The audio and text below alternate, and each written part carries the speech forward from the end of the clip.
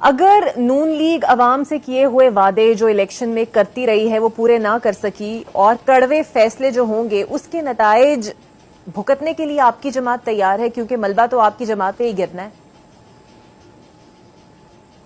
नहीं, अब हमारा कोई वादा नहीं है। हमारा जो अवाम से वादे थे वो इस बुनियाद पे थे कि हमें अगर सिंपल मेजॉरिटी मिली, पीएमएलएन ने अपनी गवर्नमेंट बनाई और मियां नवाज शरीफ की लीडरशिप में हम वो वादे भी पूरे करते और हम इस मुल्क को 2 साल में जो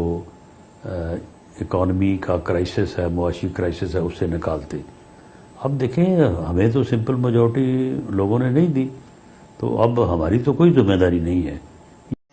अगर नून लीग अवाम से किए हुए वादे जो इलेक्शन में करती रही है वो पूरे ना कर सकी और कड़वे फैसले जो होंगे उसके नताइज भुगतने के लिए आपकी जमात तैयार है, क्योंकि मलबा तो